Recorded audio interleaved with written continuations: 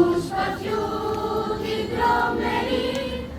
σε γνωρίζω από την όψη που με διάμετράει τη γη.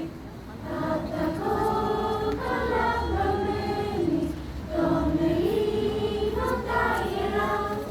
και σαν πρώτα αντριωμένη χέρο χέρο ελευθεριά,